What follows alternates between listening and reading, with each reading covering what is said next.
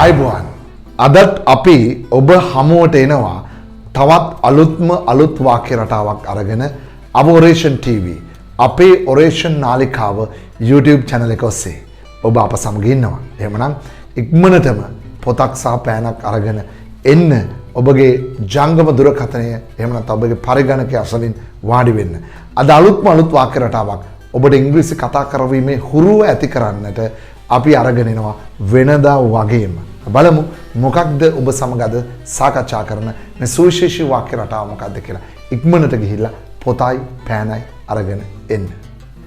අද අපි සාකච්ඡා කරන්න බලාපොරොත්තු වෙන්නේ ඉංග්‍රීසි ඉගෙන ගන්න බලාපොරොත්තු වෙන ඉංග්‍රීසි කතා කරන්න හුරු කරගන්න බලාපොරොත්තු වෙන ආධුනිකයන් වෙනුවෙන්. අද අපි සාකච්ඡා කරන්න බලාපොරොත්තු වෙන වාක්‍ය රටාව let's කියන වාක්‍ය රටාව.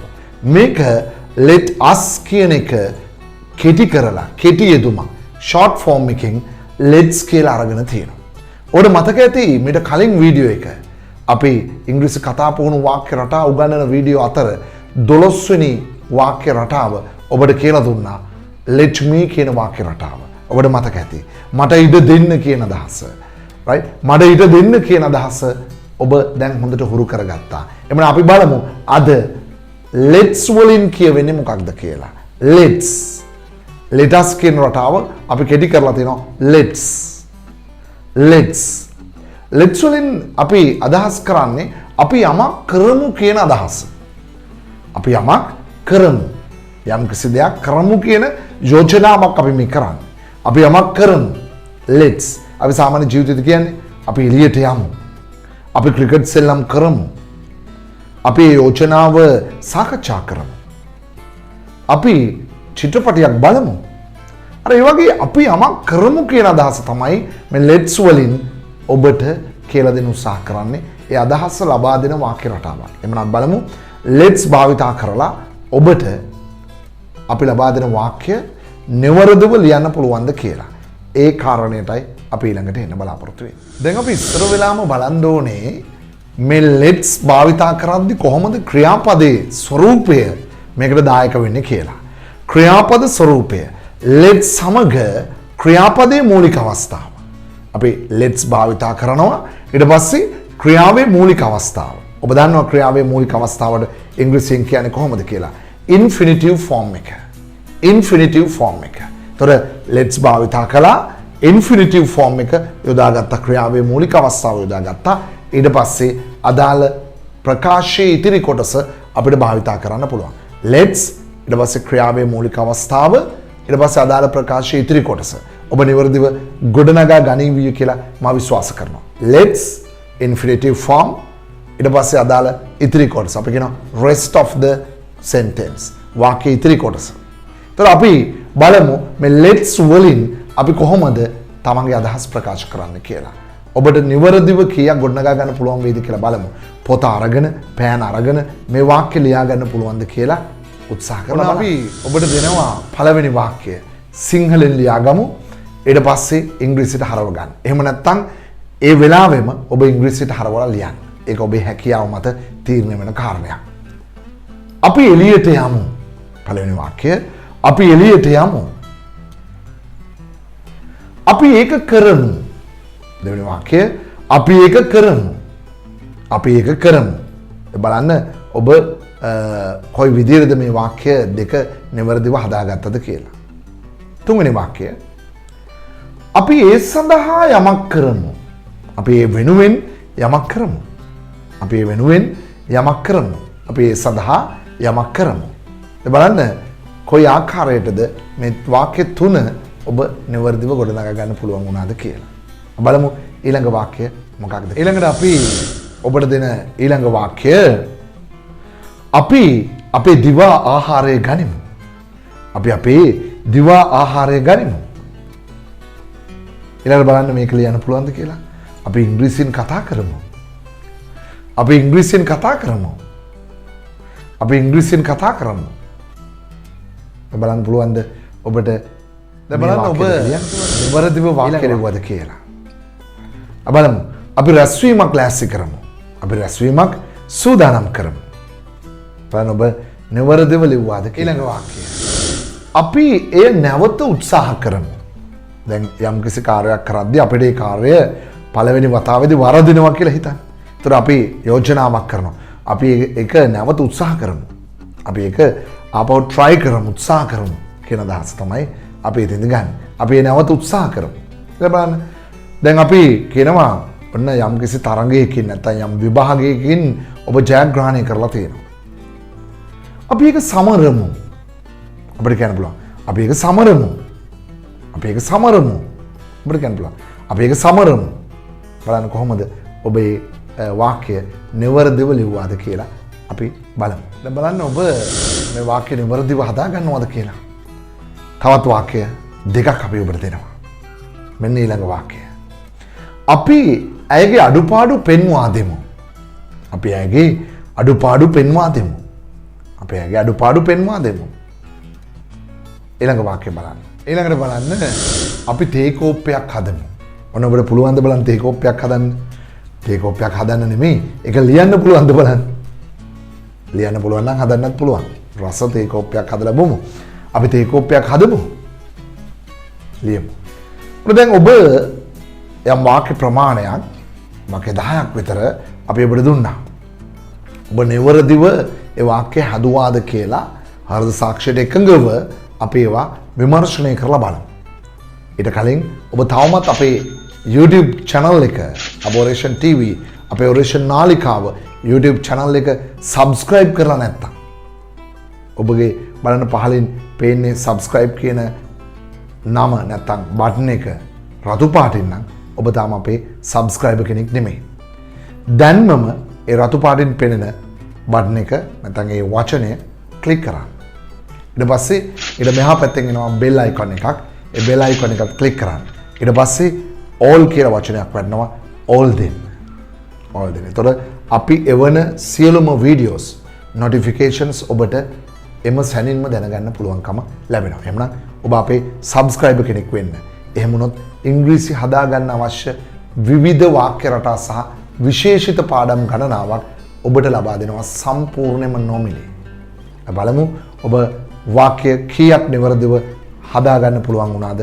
ඔබ නිවැරදිද කියන කාරණේ විමර්ශනය කරලා බලමු. දැන් කොහොමද මේ ඉංග්‍රීසි වාක්‍ය හදාගන්නේ? බලමු ඊළඟට. අපි පළවෙනි වාක්‍ය විදියට ඔබට දුන්නා අපි එළියට යමු. අපි එළියට යමු කියන වාක්‍යය. අපි යමක් කරමු කියන අදහස ගන්නවා let's. let's නැත්නම් let us. let's. යනවා අන ක්‍රියාවේ මූලික අවස්ථාව යනවා. go. let's go. එළියට out. let's go out. let's go out. let's go out. let us practice now. අපි හොඳට පුරුදු වෙමු. right? let's go out.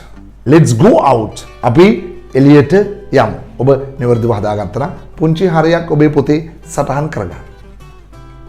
අපි ඒක කරමු. අර මතකයි ප්‍රසිද්ධ වෙළඳ දැන්වීමකත් මේ වාක්‍ය මේ ප්‍රකාශය එහෙමම තියෙනවා. අපි ඒක කරමු. අපි කරමු. let's. කරනවා do. let's do. ඒක it.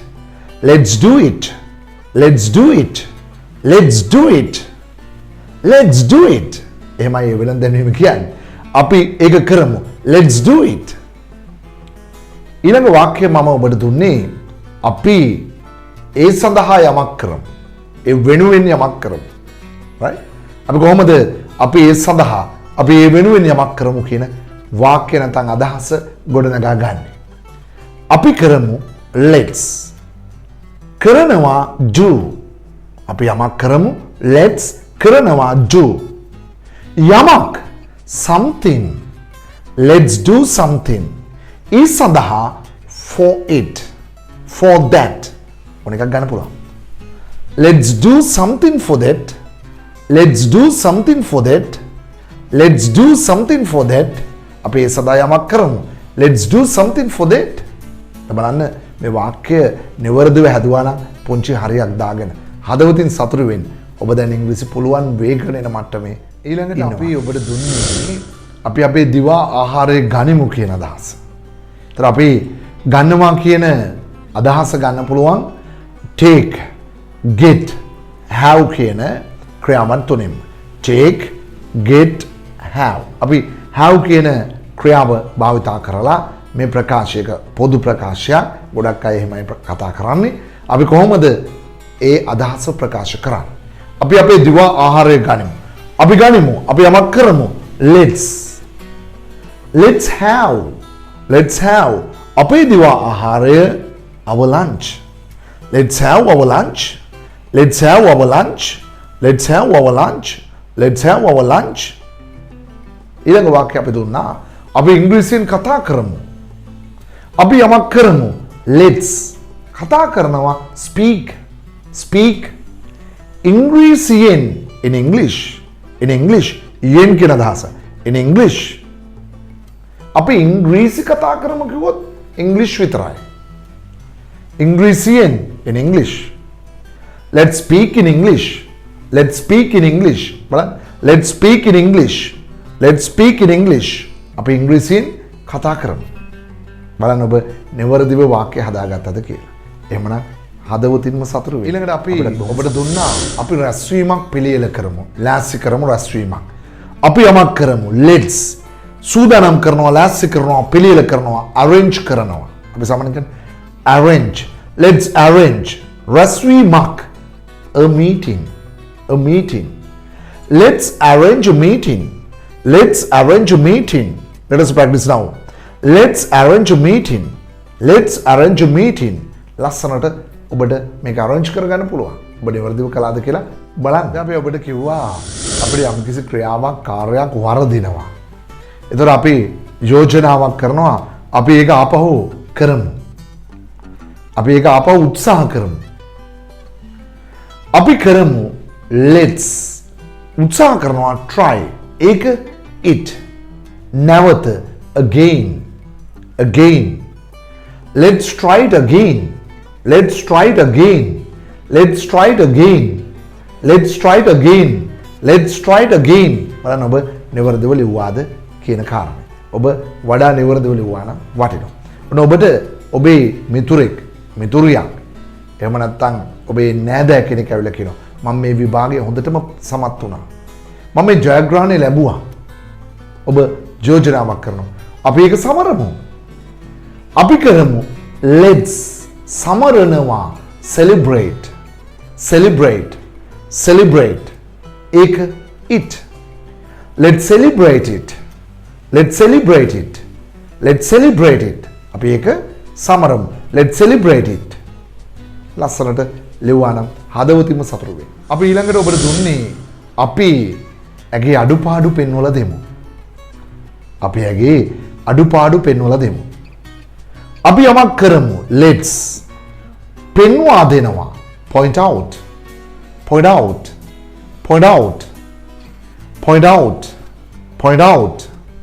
ඇගේ her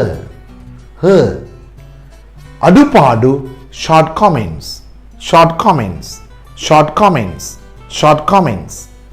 අපි ඇගේ අඩුපාඩු පෙන්වලා දෙමු. let's point out her shortcomings let's point out her